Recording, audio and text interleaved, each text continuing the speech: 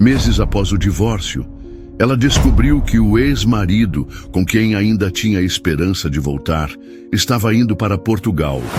O coração dela se encheu de expectativa, mas então descobriu um segredo, e quando viu a confirmação das passagens, o coração dela congelou. Patrícia Mendes sentiu o peso dos quase 12 anos de casamento como se fossem camadas de roupa num dia úmido e frio.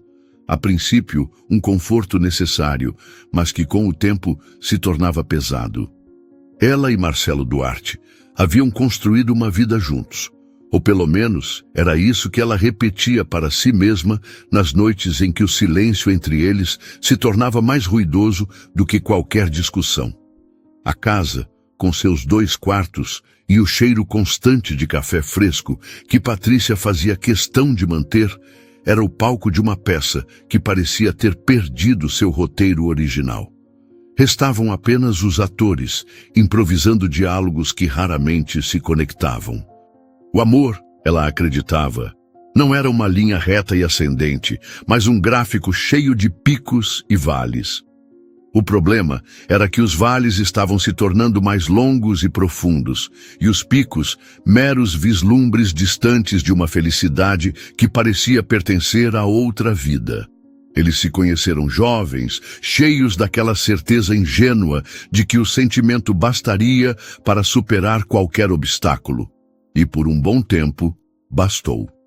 Superaram a falta de dinheiro no início, as longas horas de trabalho de Marcelo, enquanto ele tentava firmar-se como mestre de obras, e as noites em que Patrícia, recém-formada em administração, virava a madrugada estudando para concursos que nunca deram em nada. Os filhos, Tiago e Sofia, foram os pontos de luz mais brilhantes dessa jornada. Por eles, Patrícia se redescobriu.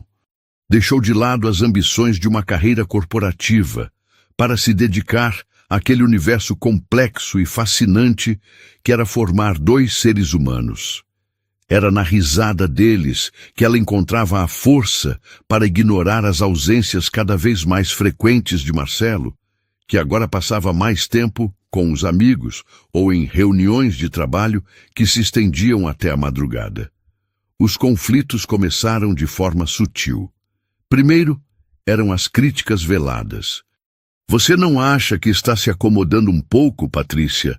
Passa o dia todo em casa, ele dizia, ignorando a maratona invisível de levar e buscar na escola, cuidar das refeições, das roupas, das lições de casa e da administração de um lar que, para ele, parecia funcionar por mágica. Depois vieram as discussões abertas, quase sempre sobre dinheiro. Marcelo se tornara um homem próspero. Suas pequenas obras haviam se transformado em contratos maiores, e com o dinheiro veio uma arrogância que Patrícia não reconhecia. Ele controlava as finanças com mão de ferro, fazendo-a sentir-se como uma funcionária que precisava justificar cada gasto, mesmo que fosse para o bem-estar dos próprios filhos. Ainda assim, no meio do caos, havia momentos, breves, mas poderosos. Numa tarde de domingo, enquanto as crianças brincavam no quintal, ele a abraçou por trás na cozinha e sussurrou: "Lembra de quando a gente não tinha nada? Só um ao outro. Era bom, não era?" Naquele instante, o gelo que se formava ao redor do coração de Patrícia derretia. Era esse Marcelo que ela amava, o homem simples que sonhava ao seu lado. Era por esses fragmentos de esperança que ela lutava, acreditando que, sob as camadas de ressentimento e distância, o homem com quem se casou ainda estava ali, esperando para ser resgatado. Ela se agarrava a essas memórias como um náufrago a um pedaço de madeira. Lembrava-se das promessas sussurradas no escuro, dos planos de envelhecerem juntos numa casinha na Europa, com vista para o mar. Esse sonho, em particular, era o alicerce da esperança dela. Era a prova de que eles ainda tinham um futuro a construir. Por isso, ela perdoava as grosserias, relevava as noites de solidão e escolhia acreditar que aquilo era apenas uma fase, uma crise longa e dolorosa, mas que, como todas as outras, passaria. O amor deles, ela insistia para si mesma, era resiliente, tinha que ser. Ela havia investido sua juventude, seus sonhos e sua alma naquele casamento. Desistir não era uma opção. Era admitir que a vida que ela escolhera com tanto afinco não passava de um erro de cálculo, uma ilusão. E essa era uma verdade que Patrícia Mendes, aos 38 anos, ainda não estava pronta para enfrentar. Ela continuaria ali, esperando o próximo pico, por mais breve que fosse, para reafirmar sua fé de que o amor, no fim, poderia ser resgatado. Meses se passaram naquela rotina de silêncios tensos e tréguas frágeis, e a crise, quando finalmente explodiu, não foi um trovão repentino, mas o resultado inevitável de uma longa tempestade silenciosa. As discussões tornaram-se o ar que respiravam, densas e tóxicas. O estopim foi uma noite de sexta-feira, quando Tiago, o mais velho, com a sabedoria brutal das crianças, perguntou durante o jantar: "Pai, por que você não sorri mais para a mamãe?" Marcelo não respondeu. Apenas se levantou, pegou as chaves do carro e saiu, batendo a porta com uma força que fez os quadros da parede tremerem.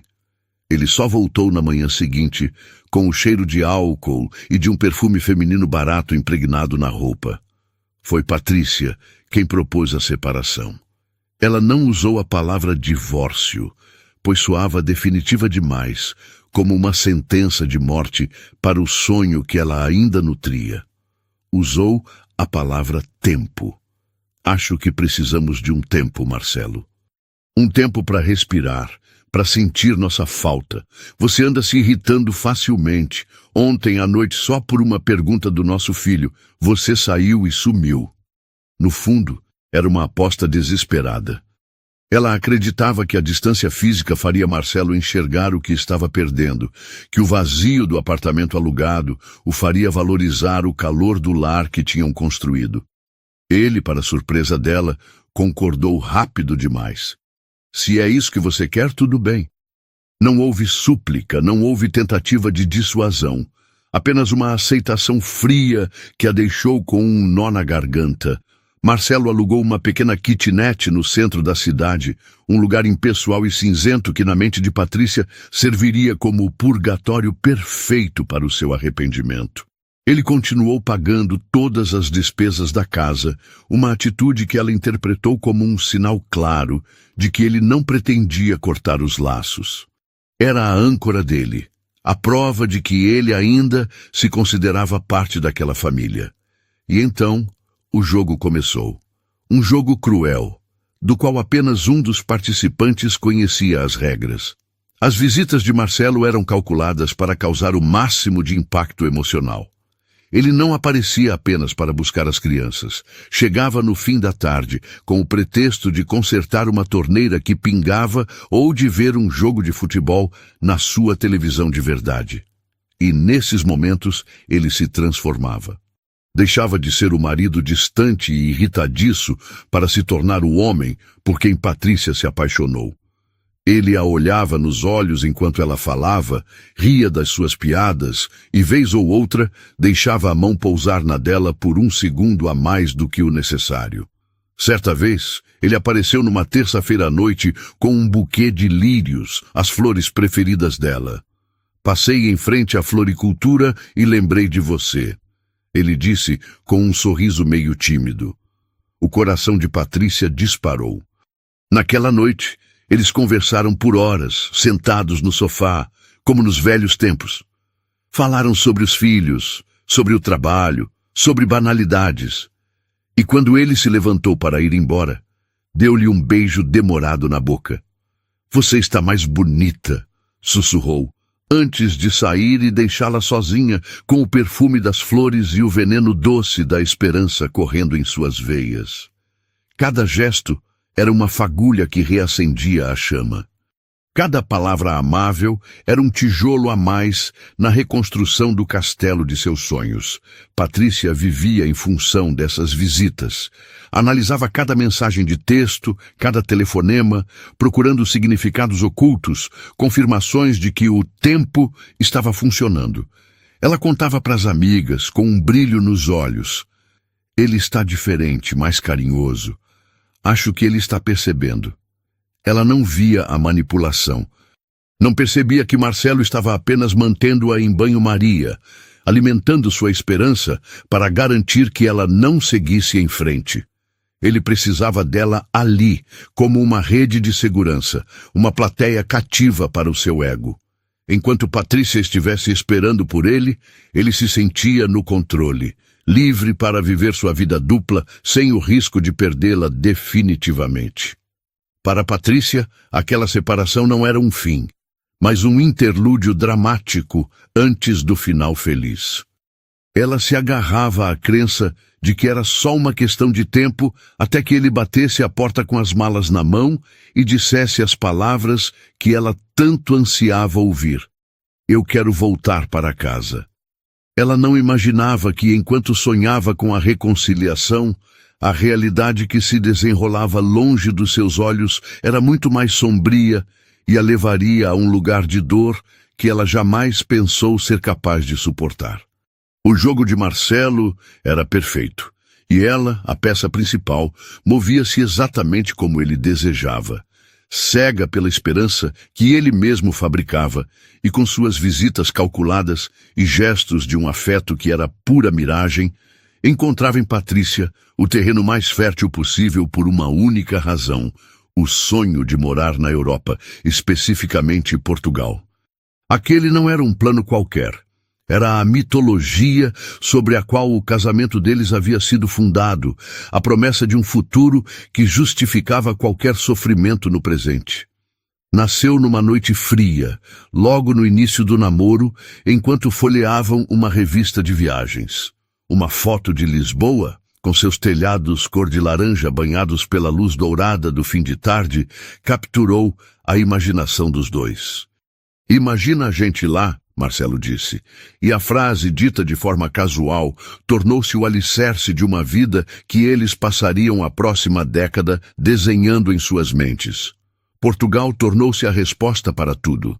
Quando o estresse do trabalho apertava, eles diziam: quando a gente estiver em Portugal, vamos ter outra qualidade de vida. Era a terra prometida, um refúgio onde a rotina exaustiva seria trocada por segurança e novas oportunidades.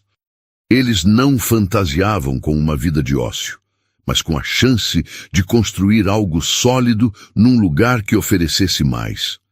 Acreditavam que lá poderiam trabalhar, talvez até empreender, e proporcionar aos filhos uma realidade que parecia cada vez mais distante no Brasil. Escolas públicas de qualidade, segurança para brincar na rua e a possibilidade de viajar e conhecer outras culturas com facilidade. O sonho ganhou contornos mais nítidos quando seus amigos mais próximos, Ricardo e Joana, fizeram exatamente isso. Eles se mudaram para a região de Cascais, casaram-se, tiveram filhos e inundavam as redes sociais com fotos de uma vida que parecia um manifesto da tranquilidade. Piqueniques em parques impecáveis, passeios de fim de semana por vilarejos medievais, crianças sorridentes correndo na praia.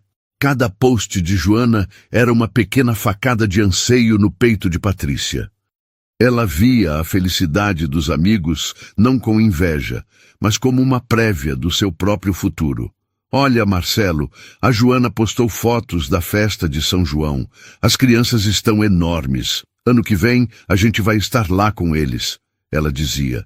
E Marcelo, mesmo nos últimos tempos, concordava com um aceno de cabeça, mantendo viva a fantasia que, para ele, talvez já não passasse de uma conveniência. Para Patrícia, a mudança para Portugal era o clímax lógico da história deles. Era o projeto que daria um novo propósito à sua união, especialmente agora que as coisas estavam tão desgastadas. Mesmo durante a separação, o sonho não morreu. Pelo contrário, ele se tornou a única explicação plausível para o comportamento de Marcelo. Na mente de Patrícia, a crise que viviam era apenas o último obstáculo. A reconciliação e a mudança para Portugal estavam intrinsecamente ligadas. Uma não poderia acontecer sem a outra. Era o grande prêmio no final da jornada de redenção dele. E então, numa tarde chuvosa de terça-feira, o sinal que ela tanto esperava chegou. Não foi uma visita, nem um telefonema. Foi uma mensagem de texto, fria e impessoal, mas com um conteúdo que fez o mundo de Patrícia parar. A tela do celular iluminou-se com o nome Marcelo. O coração dela, como sempre, deu um salto. Patrícia, preciso te contar uma coisa importante. Estou dando entrada no meu visto e me preparando para ir para Portugal. Ela leu a mensagem 1, 2, 5 vezes. Cada palavra parecia vibrar com uma energia elétrica. Estou me preparando para ir para Portugal. A frase ecoava em sua cabeça, abafando o som da chuva lá fora e o desenho animado que tocava na televisão.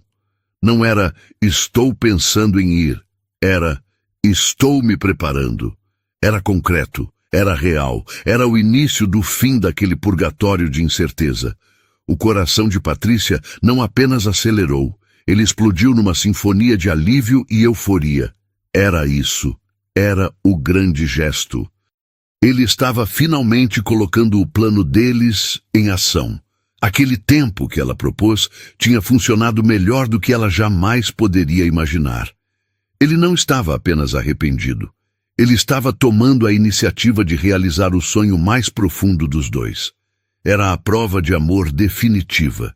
Imediatamente, a mente dela começou a trabalhar, conectando os pontos de uma narrativa que só existia em seu desejo. As visitas carinhosas, as flores, os elogios, não eram manipulação, eram o começo. Ele estava preparando o terreno, reconstruindo a ponte entre eles antes de anunciar a grande notícia.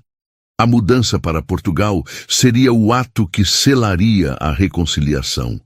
Eles não voltariam a morar juntos na mesma casa, na mesma cidade, cheia de memórias dolorosas. Eles começariam do zero, num lugar novo como sempre sonharam. Ela não respondeu à mensagem imediatamente, saboreou o momento, deixando a onda de felicidade lavá-la por completo. Caminhou até a janela e olhou a chuva cair, mas não via a melancolia do dia cinzento. Via o futuro, via a si mesma e Marcelo de mãos dadas, mostrando aos filhos o castelo de São Jorge. Via jantares na casa de Ricardo e Joana, rindo e brindando ao recomeço. A separação, a dor, a solidão, tudo aquilo se tornava pequeno, um preço justo a pagar por aquele futuro brilhante. Ela imaginou a conversa que teriam. Ele chegaria ali, naquela noite ou no dia seguinte, e se sentaria no sofá. Diria que sentiu sua falta, que percebeu que a vida sem ela e as crianças não tinha sentido, e que a única maneira de consertar as coisas era realizando o sonho deles. E então ele diria: "Vamos, Patrícia, vamos fazer as malas." A expectativa era tão intensa que era quase física. Ela sentia um formigamento nas mãos, uma leveza no corpo. Passou o resto da tarde numa névoa de felicidade, planejando mentalmente os próximos passos. Quais documentos precisaria para as crianças? Deveriam vender os móveis. Pegou o telefone e abriu o contato de Joana, sua amiga em Portugal, sentindo uma vontade imensa de compartilhar a notícia. Mas se conteve. Queria esperar pela confirmação oficial de Marcelo, pelo convite formal. Queria que o momento fosse perfeito. Naquela noite, ela preparou o jantar favorito dele, mesmo sem saber se ele viria. Deixou a casa impecavelmente arrumada. Acendeu uma vela perfumada na sala. Vestiu-se com um cuidado que não tinha há meses.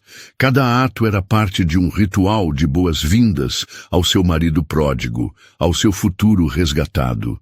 Ela estava pronta, pronta para perdoar tudo, para esquecer a dor e embarcar na grande aventura. O coração dela, que por tanto tempo viveu congelado pela incerteza, agora ardia com a chama da esperança renovada. Ela só precisava esperar.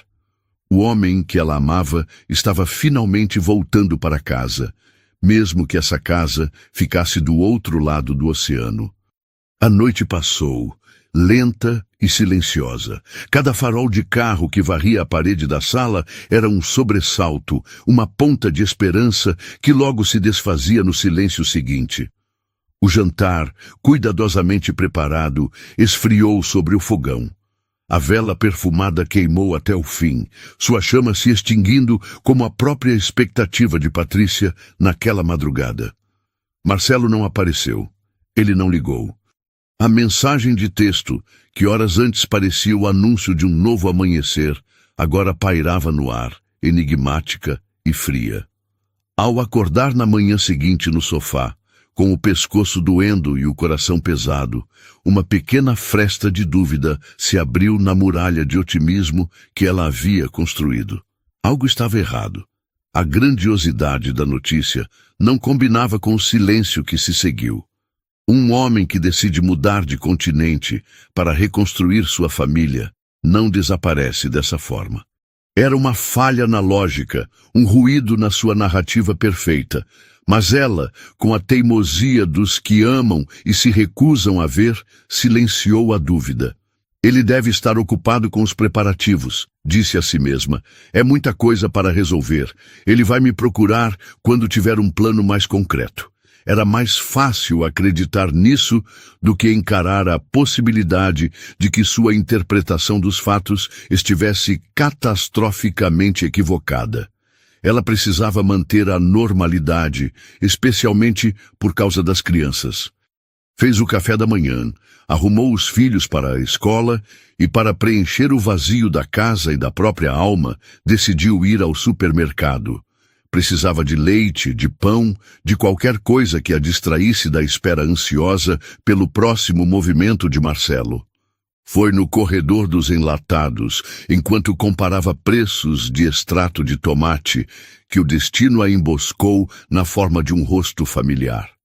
Era Marcos, um amigo de longa data do casal, um dos poucos que ainda mantinha contato com ambos após a separação e que também já tinha morado na Europa e sabia do sonho do casal. "Patrícia, que surpresa! Como você está?"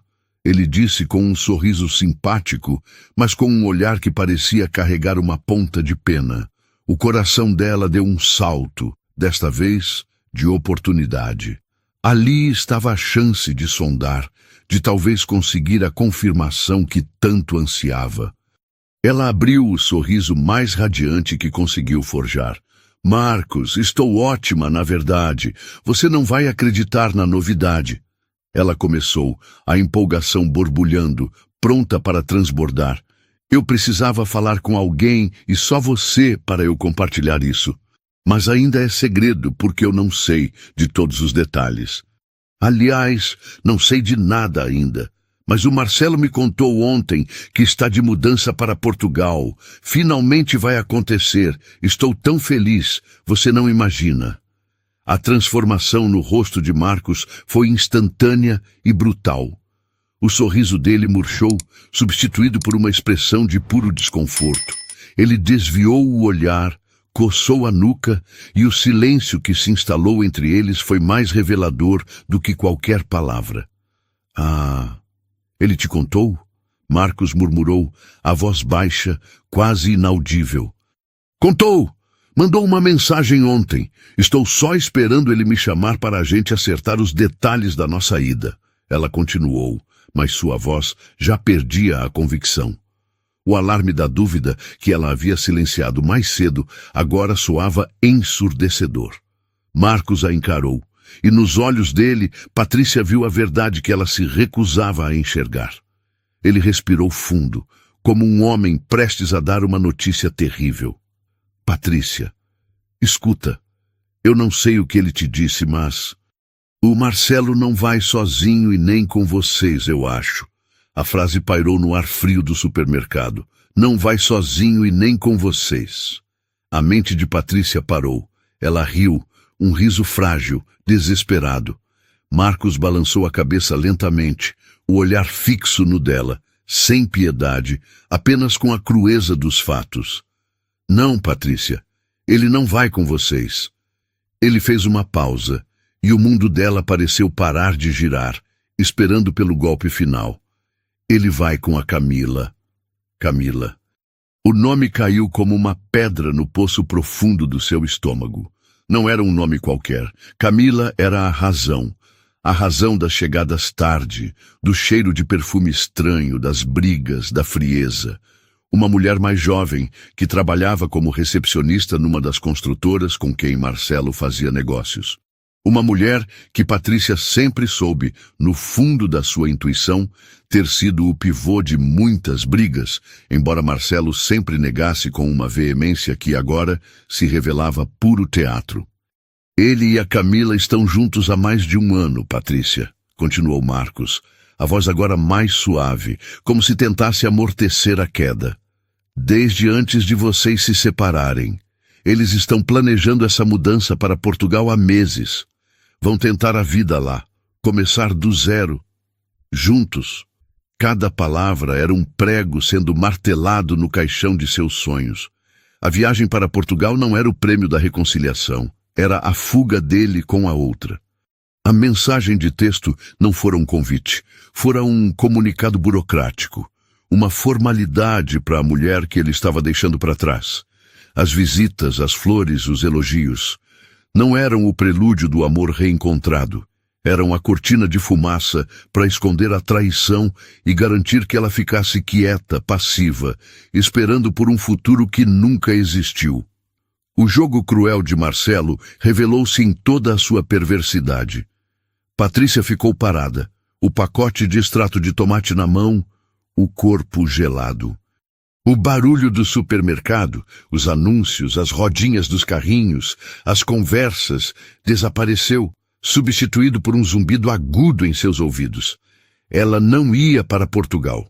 Ela não ia recomeçar. Ela era o passado que estava sendo descartado para que um novo futuro, um futuro do qual ela não fazia parte, pudesse começar. O coração dela, que na noite anterior ardia em chamas de esperança, não apenas esfriou, ele congelou. Patrícia não se lembra de como voltou para casa. Não se lembra de ter guardado as compras ou de ter respondido ao boa tarde do vizinho.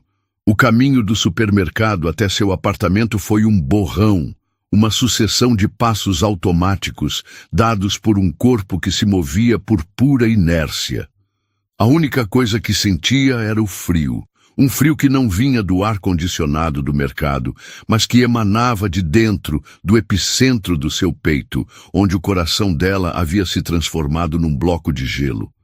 Ela fechou a porta e o mundo ficou do lado de fora. Por 2 dias, a casa, que antes fora o palco de seus sonhos, tornou-se seu casulo de dor. As cortinas permaneceram fechadas, bloqueando a luz do sol, que parecia uma afronta à sua escuridão. Ela não atendeu ao telefone, não respondeu às mensagens preocupadas da mãe e das amigas. As crianças, felizmente, estavam passando o fim de semana com os avós. Uma coincidência que Patrícia agradeceu aos céus, pois não teria forças para fingir normalidade na frente deles. Ela apenas existiu, alternando entre um estado de torpor no sofá e crises de choro silencioso e convulsivo no chão do banheiro, onde o frio dos azulejos parecia o único consolo para sua pele em chamas. No meio desse nevoeiro de sofrimento, o celular vibrou. Era Marcelo. A mensagem era a epítome do cinismo, uma obra-prima da manipulação que agora, com os olhos abertos pela verdade, ela enxergava com uma clareza nauseante. Oi, meu amor. Desculpe o sumiço, muita correria com os documentos. O plano é o seguinte, vou na frente para ajeitar tudo, arrumar um lugar pra gente, e assim que estiver tudo certo, vocês vêm. Vai ser mais fácil assim. Beijo, saudades. A raiva, pura e incandescente, rompeu a apatia como um vulcão. A dor deu lugar a uma fúria que ela não sabia que possuía. Meu amor, um lugar pra gente? A audácia dele era tão colossal que chegava a ser surreal. Ele não estava apenas mentindo, ele estava insultando a inteligência dela, a história deles, os 12 anos de vida que ela lhe dedicou. Com os dedos tremendo, não de fraqueza, mas de ódio, ela respondeu: Não houve súplica, não houve perguntas, apenas uma sentença. Eu sei de tudo, Marcelo, sei da Camila, sei que vocês estão indo juntos. Pega a sua mentira nojenta e vai para o inferno. E pode continuar pagando cada centavo das despesas, porque se um único boleto atrasar, a gente não vai ter uma conversa, vai ter uma guerra na justiça. A resposta dele foi imediata. Ligações perdidas, uma atrás da outra. Mensagens desesperadas, uma torrente de desculpas esfarrapadas e novas mentiras. Não é o que você está pensando. A Camila é só uma amiga que vai me ajudar no começo. Eu ainda amo você e nossa família. É só uma fase. Eu vou voltar para você. Ele tentava enrolá-la, puxá-la de volta para o jogo, mas a mágica havia se quebrado. As palavras dele, que antes eram o néctar da esperança, agora eram apenas veneno. Patrícia não respondeu. Apenas bloqueou o número dele, cortando a última ponte. O dia da viagem dele chegou. Patrícia sabia a data por uma mensagem de Joana, sua amiga em Portugal, que mencionava a data em que Ricardo buscaria Marcelo no aeroporto. Naquela manhã, a campainha tocou. Era um entregador, com um buquê de lírios, as flores preferidas dela, e uma carta. Um último gesto teatral, uma última tentativa de manter a porta entreaberta. Ela pegou as flores, sentiu o cheiro que um dia a fez sonhar e, sem a menor hesitação, caminhou até a lixeira da cozinha e as jogou lá dentro, junto com os restos de comida e o lixo do dia anterior. A carta ela nem abriu. Rasgou-a em pedaços minúsculos e deixou que caíssem junto com as flores. Naquela noite, depois de colocar os filhos para dormir, ela se permitiu um último ato de masoquismo. Abriu o perfil de Marcelo nas redes sociais. E lá estava, a foto que confirmava tudo. Ele e Camila sorrindo, abraçados na poltrona do avião. A legenda dizia, enfim, partiu nova vida, She de Portugal nos espera. Ver aquilo doeu. Mas, surpreendentemente, a dor não a paralisou. Pelo contrário, olhar para aquela imagem, a felicidade descarada dele, construída sobre a ruína dos sonhos dela, foi como receber um choque elétrico no coração. Naquele instante, algo mudou. A Patrícia que chorava no chão do banheiro morreu. A mulher que esperava por um milagre desapareceu. Ela se levantou e foi até o quarto dos filhos. Observou Tiago e Sofia dormindo, suas respirações tranquilas, suas existências pacíficas. Eles eram a vida dela. A vida real, não a fantasia que ela perseguiu por tanto tempo. Ela se amava, amava a força que tinha para cuidar daquelas duas crianças, e eles não mereciam uma mãe que se arrastava pela casa como uma vítima. Eles mereciam uma mãe que fosse um exemplo de resiliência e poder. Ali, no silêncio da madrugada, iluminada apenas pela luz fraca do abajur, Patrícia fez uma promessa a si mesma. Não um juramento de vingança, mas um pacto de renascimento. Ela não iria se afundar na amargura. Não daria a Marcelo a satisfação de vê-la destruída. Em vez de murmurar sobre a vida que perdeu, ela iria construir uma nova, tão espetacular, que faria a antiga parecer um mero rascunho. Ela iria brilhar, não para ele, mas por ela, e no processo mostraria a ele, ao universo e principalmente a si mesma, o tamanho da mulher que ele teve a estupidez de trocar por uma ilusão passageira. A decisão estava tomada. O luto havia acabado. A reconstrução estava prestes a começar. A promessa, feita no silêncio da madrugada, não era uma explosão de emoção passageira. Era a fundação de uma nova identidade. No dia seguinte, Patrícia acordou diferente. O ar na casa parecia mais leve, as cores mais nítidas. A dor ainda estava lá, uma brasa ardendo sob a superfície, mas agora havia algo mais forte, um propósito. Ela não sabia exatamente como iria reconstruir sua vida, mas sabia por quê. Por si mesma e pelos seus filhos. A primeira decisão foi resgatar uma versão de si mesma que havia sido soterrada sob anos de casamento e maternidade. Antes de ser a esposa do Marcelo, ou a mãe do Tiago e da Sofia, quem era Patrícia? Uma lembrança antiga veio à tona. A paixão por transformar espaços. Ela passava horas reorganizando os móveis de casa, devorava revistas de decoração e sentia um prazer quase infantil em harmonizar cores e texturas. Era um hobby, um devaneio que ela nunca se permitiu levar a sério. Marcelo sempre tratara essa paixão com um ar de condescendência, como um passatempo fútil. Agora, essa paixão se tornaria sua arma. Com uma determinação que a surpreendeu, ela pesquisou cursos na internet e, naquela mesma tarde, inscreveu-se num curso intensivo de design de interiores. Era um investimento significativo, mas ela o viu como o primeiro tijolo na construção de seu novo futuro.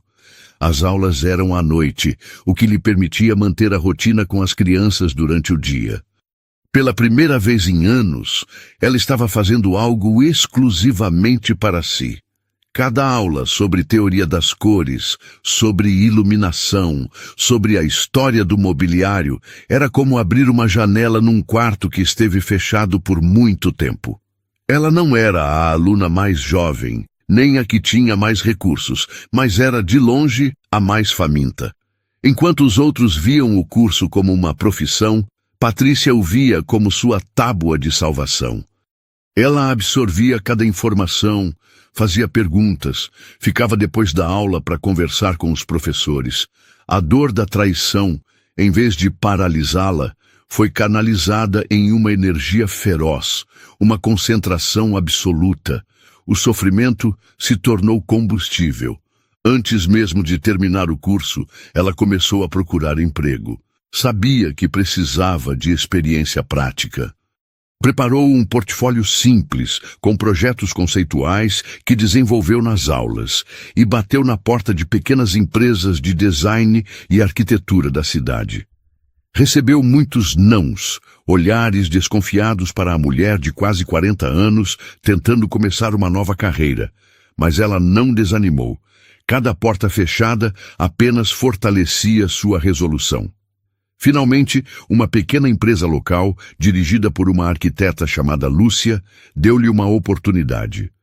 A vaga era para assistente, servir café, organizar amostras de tecidos, fazer medições, o tipo de trabalho que muitos considerariam um retrocesso. Patrícia o agarrou como a maior oportunidade de sua vida. Ela não fazia corpo mole. Chegava antes de todo mundo e saía por último. Enquanto outros assistentes cumpriam suas tarefas e iam embora, Patrícia ficava, observando Lúcia trabalhar, aprendendo a usar os softwares de modelagem 3D, estudando os projetos antigos da empresa. Ela não tinha um objetivo, ela tinha uma missão. Nos fins de semana, com as crianças na casa dos avós, ela não descansava. Virava à noite trabalhando nos projetos do curso e até mesmo adiantando tarefas do escritório, apresentando soluções que ninguém havia pedido, mas que invariavelmente impressionavam Lúcia. Seu talento, aliado a essa dedicação implacável, era impossível de ignorar. Lúcia começou a lhe dar pequenas responsabilidades, escolher a paleta de cores para um lavabo, sugerir um novo layout para um quarto de criança. Patrícia tratava cada pequena tarefa como se fosse o projeto de um palácio. Sua sensibilidade para entender os desejos dos clientes e sua capacidade de transformar espaços com soluções criativas e orçamentos realistas começaram a chamar a atenção. A virada aconteceu em menos de 6 meses. A empresa foi contratada para um projeto grande e desafiador. A reforma completa de um apartamento de cobertura para um cliente exigente e de alto padrão. Lúcia estava sobrecarregada e o projeto corria o risco de atrasar. Numa noite, vendo o desespero da chefe, Patrícia, que conhecia cada detalhe do projeto por ter organizado todo o material, apresentou a ela um esboço completo, com um conceito audacioso e um cronograma detalhado que ela havia desenvolvido em seu tempo livre. Lúcia ficou em silêncio por um longo tempo, analisando as pranchas e os desenhos. Olhou para Patrícia, não mais como uma assistente, mas como uma colega. Isso é brilhante, disse ela finalmente. Eu não conseguiria fazer melhor. O projeto é seu. Você vai liderá-lo. O coração de Patrícia disparou, mas desta vez não era por ansiedade ou esperança. Era o pulso da conquista. Ela havia conseguido, não por sorte, não por favor, mas por mérito. A mulher que fora descartada e deixada para trás estava agora no comando, prestes a deixar sua marca num projeto de alto padrão. A reconstrução não era mais uma promessa, era uma realidade em pleno andamento, e ela sabia que mais cedo ou mais tarde Marcelo ia saber como ela estava, e no mínimo ia se arrepender. Ela, lá no fundo, aguardava por esse dia. Liderar o projeto da cobertura foi o batismo de fogo de Patrícia. Ela mergulhou no trabalho com a intensidade de quem luta pela própria vida.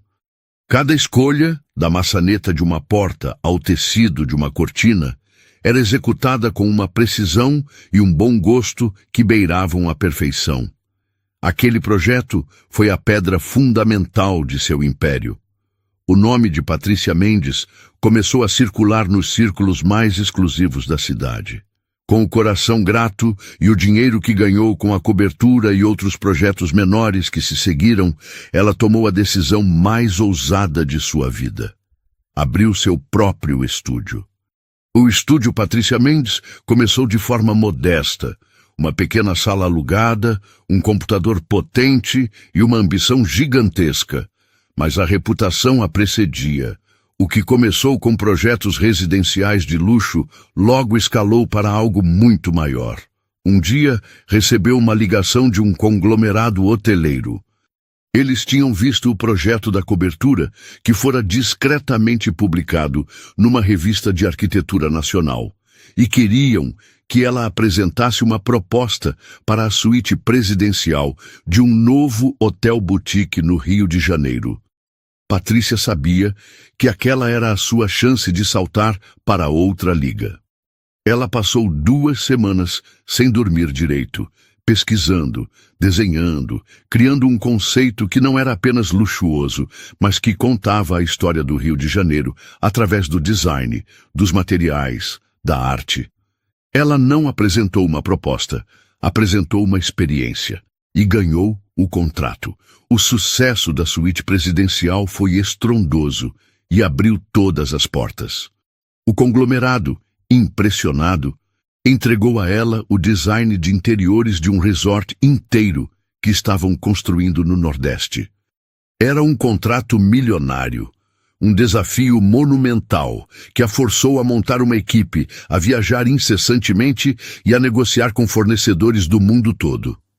Patrícia se revelou não apenas uma designer talentosa, mas uma empresária astuta e uma líder inspiradora. Seu trabalho era sua assinatura. Havia uma sofisticação calorosa, um equilíbrio entre o grandioso e o íntimo que se tornou sua marca registrada. Ver seu nome impresso numa publicação internacional foi um momento surreal. Ela se lembrou da mulher que chorava no chão do banheiro, sentindo-se invisível e descartada. E agora, seu trabalho, sua visão, estava sendo celebrado globalmente. Com o reconhecimento internacional, vieram os convites. Ela passou a ser uma figura requisitada em feiras de design em Milão, em palestras em Nova York, em eventos de arquitetura em Paris. Suas viagens se tornaram constantes. Ela entrava e saía de aviões, com a naturalidade de quem pega um ônibus. Organizou sua vida para que sua ausência não afetasse os filhos, trazendo-os consigo nas férias escolares, mostrando-lhes o mundo que ela agora ajudava a embelezar. De Marcelo, ela não sabia absolutamente nada. No dia em que ele viajou, o bloqueio foi total e irrestrito. Redes sociais, telefone, aplicativos de mensagem. Ele foi banido de sua vida digital e emocional. Para falar com os filhos, ele ligava diretamente para os celulares das crianças, em horários combinados. E qualquer assunto financeiro era tratado por terceiros. Nos primeiros meses em Portugal, Marcelo começou a falhar com os pagamentos da pensão, testando os limites. Patrícia não hesitou. Contratou uma advogada que resolveu a questão com uma única notificação formal. A partir daquele momento, toda a comunicação sobre dinheiro era feita entre a advogada dela e ele. Marcelo era, para todos os efeitos, um fantasma burocrático em sua vida. Numa dessas viagens, enquanto esperava no lounge da primeira classe de um aeroporto em Frankfurt, ela se pegou pensando nele, não com raiva, nem com dor, mas com uma distância quase clínica. Lembrou-se do sonho que um dia compartilharam, de morar na Europa. A ironia era avassaladora. Ele havia ido para Portugal em busca de uma nova vida, enquanto ela, a mulher que ele deixou para trás, havia conquistado o mundo. Ela não precisou se mudar para a Europa para ter uma vida europeia. A Europa agora vinha até ela. A virada profissional não era mais uma virada, era um novo patamar de existência, um que ela construiu com os destroços do seu antigo eu. Meses haviam se passado, meses em que Patrícia construiu um império sobre as cinzas de uma vida que foi incendiada. A viagem a Lisboa, desta vez, não era um sonho distante, mas uma obrigação profissional. Ela foi convidada como oradora principal na mais importante conferência de design da Europa, um reconhecimento que a colocava no panteão dos grandes nomes da área. Era o auge de sua carreira, a prova definitiva de sua ressurreição. Aproveitando a viagem, ela decidiu fazer algo que não fazia há muito tempo: olhar para o passado.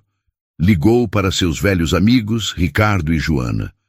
A amizade deles havia se tornado distante, um efeito colateral da separação dolorosa, mas o carinho permanecia. Joana atendeu com uma alegria surpresa e insistiu que Patrícia fosse jantar na casa deles em Cascais. Ao chegar na moradia impecável dos amigos, Patrícia foi recebida com abraços calorosos. A casa era exatamente como nas fotos que um dia a fizeram sonhar. Mas agora ela não sentia anseio, sentia apenas uma apreciação tranquila. Ela vivia numa realidade que superava em muito aquela fantasia. Após o jantar, a conversa inevitavelmente derivou para o único assunto que pairava, não dito entre eles. Foi Joana quem tocou no tema com delicadeza. A gente quase não o vê mais, sabe? Ela disse, referindo-se a Marcelo. Ele se afastou de todo mundo depois que as coisas desandaram. Patrícia manteve uma expressão neutra, de mera curiosidade. E como as coisas desandaram? Ricardo suspirou, trocando um olhar com a esposa. Patrícia, a vida aqui não é o conto de fadas que as pessoas pintam. O sonho dourado deles durou pouco. A Camila... Ela era jovem, cheia de vida, mas não tinha estômago para a realidade. Acharam que chegariam aqui e os empregos de ouro cairiam no colo. Ela conseguiu trabalho como faxineira num hotel e depois como garçonete. Durou 3 meses. Reclamava de tudo, do frio, do trabalho pesado, da falta de luxo. Um dia ela simplesmente fez as malas e foi embora. Voltou para o Brasil, para a casa dos pais. Isso já tem um tempo. Patrícia processou a informação sem nenhuma emoção aparente. A notícia não lhe trouxe alegria nem satisfação. Era apenas um fato, o desfecho previsível de uma história baseada numa ilusão. E o Marcelo? Ela perguntou, a voz firme. Ah, o Marcelo, continuou Ricardo com um tom de pesar. Ele sentiu o golpe. Sem ela e com o dinheiro curto, teve que se virar. O visto de trabalho demorou mais do que ele esperava. Ele não conseguiu trabalhar como mestre de obras aqui. É muita burocracia. Para se sustentar, ele faz o que aparece. Trabalha como pedreiro em obras pequenas durante o dia e, em algumas noites, como garçom num restaurante aqui perto, sempre fala que vai juntar dinheiro e retornar para o Brasil. A imagem era tão dissonante da figura arrogante e controladora que ela conhecera que seu cérebro demorou a processar. Marcelo, o homem que controlava as finanças com mão de ferro, agora contava moedas para sobreviver. A noite terminou e Patrícia se despediu. Enquanto caminhava pela rua calma e elegante de Cascais, em direção ao carro que alugara, uma BMW preta, imponente, que ela escolhera por puro prazer, sentia o ar fresco do Atlântico no rosto. A conversa havia sido reveladora, mas ela se sentia estranhamente vazia, como se assistisse ao capítulo final de um filme sobre a vida de outra pessoa. Ela destravou o carro, e as luzes internas se acenderam, revelando o interior de couro claro. Quando abriu a porta do motorista, ouviu passos apressados na calçada atrás de si. Uma voz que ela não ouvia diretamente há anos, mas que seu corpo reconheceu com um arrepio involuntário, a chamou. Patrícia! Ela se virou lentamente. Parado sob a luz amarelada de um poste, estava ele, Marcelo. Mas era uma versão corroída pelo tempo e pela dificuldade. Estava mais magro, os ombros curvados pelo cansaço. Vestia um uniforme simples de garçom, manchado e amarrotado. O cabelo estava mais ralo e o rosto, antes tão autoconfiante, carregava o peso de derrotas que ela nem imaginava.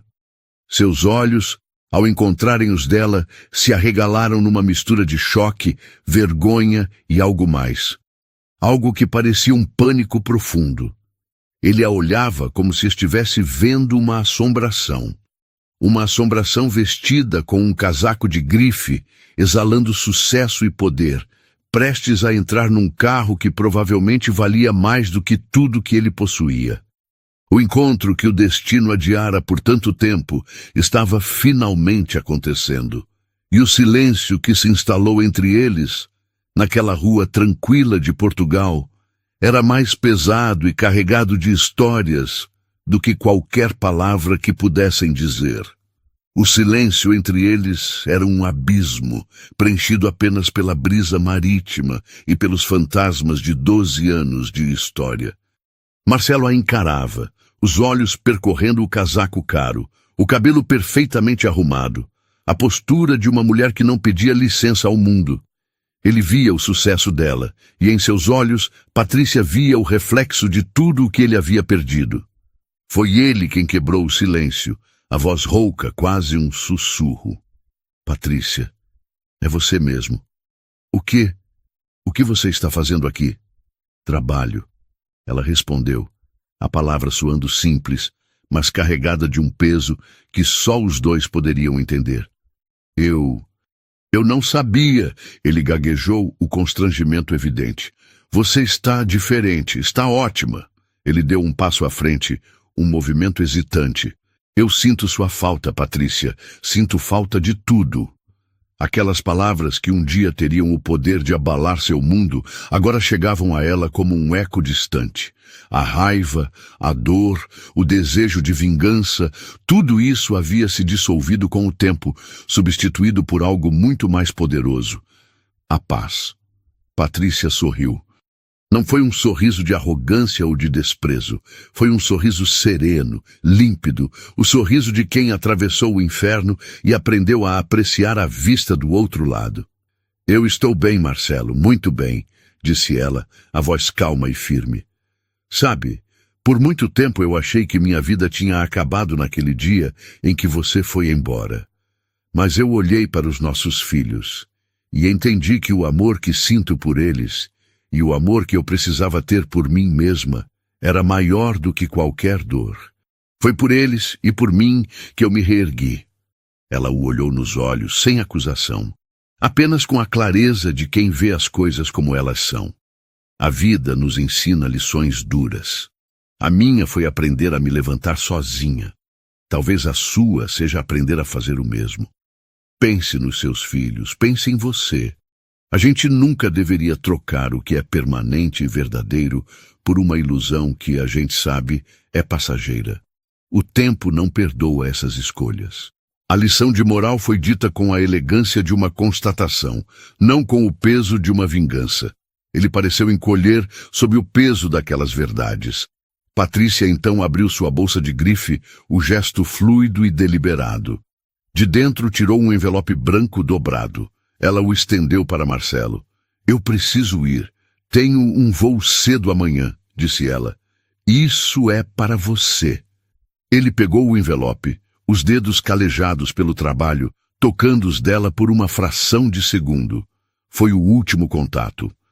Sem mais uma palavra, Patrícia se virou, entrou na BMW preta e fechou a porta com um som suave e surdo. O motor ligou com um ronco discreto e potente. Enquanto ela se afastava pela rua elegante, o carro deslizando noite adentro, Marcelo ficou ali, parado na calçada, uma figura solitária sob a luz do poste. Ele olhou para o envelope em suas mãos. Com os dedos trêmulos, ele o abriu. Dentro não havia dinheiro, nem um documento legal. Havia uma folha de caderno com duas caligrafias diferentes, uma mais arredondada, a outra mais angular. Era uma carta de seus filhos. Pai, a mamãe disse que ia para Portugal e a gente quis mandar um oi. Aqui está tudo bem. O Tiago passou de ano com nota boa em matemática e eu, Sofia, ganhei o concurso de desenho da escola. A mamãe colocou meu desenho num quadro grande no escritório dela. Ela trabalha muito, mas agora ela sorri mais do que antes. Ela levou a gente para ver a neve nas férias. Foi a melhor coisa do mundo. A gente sente sua falta. A mamãe sempre fala que você é nosso pai e que a gente tem que te amar. Ela fala que você também está tentando construir sua vida aí e que a gente tem que torcer por você. Esperamos que você esteja bem. Se cuida. Com amor e muitas saudades. Sofia e Tiago. As lágrimas que Marcelo segurou diante de Patrícia agora corriam livres por seu rosto, caindo sobre o papel. Cada palavra simples e inocente era uma faca que cortava sua alma. A nobreza de Patrícia em incentivar o amor dos filhos por ele, a vida feliz que eles estavam construindo, o sucesso dela, o sorriso que ele mesmo havia apagado e que agora brilhava por mérito próprio. Ali, naquela calçada fria, segurando a prova viva do amor que ele abandonou, Marcelo finalmente entendeu. Ele não havia trocado apenas uma mulher. Ele havia trocado uma parceria, uma família, uma vida inteira de sorrisos e quadros na parede. Havia trocado um futuro brilhante, que poderia ter sido dele, por uma ilusão passageira que se desfez em pó, deixando-o sozinho com o peso esmagador do que poderia ter sido. E enquanto dobrava a carta com um cuidado reverente, algo mudou dentro dele. A mensagem de Patrícia e o amor incondicional de seus filhos não eram uma sentença final, mas uma permissão para recomeçar. Ele olhou para suas mãos calejadas, não mais com vergonha, mas como um símbolo de sua luta. Ele havia aprendido com seus erros, da forma mais dura possível, e se Patrícia pôde se reerguer das cinzas, ele também poderia. Não para reconquistá-la, mas para se tornar um homem digno do amor daqueles filhos. Naquela noite, Marcelo tomou uma decisão. Iria se amar, se perdoar e lutar para participar da vida deles da maneira que fosse possível. Ainda dava tempo de corrigir sua rota, de ser o pai que eles descreviam com tanto carinho. O passado não podia ser mudado, mas o futuro, pela primeira vez em muito tempo, parecia ter uma luz de esperança. A jornada de Patrícia é a prova de que, mesmo quando nosso mundo desmorona, temos dentro de nós o poder de construir um novo, ainda mais forte e mais bonito. Ela transformou suas lágrimas em alicerce e sua dor em determinação. E agora queremos ouvir a sua opinião. Comenta aí de 0 a 10. Qual nota você dá para essa história e para a coragem de Patrícia? Estamos ansiosos para ler o que você achou. E para não perder nenhuma história emocionante como esta, deixe seu like, se inscreva no canal e ative o sininho para continuar apoiando nosso trabalho. Sua participação é o que nos move. Um forte abraço e até o próximo vídeo.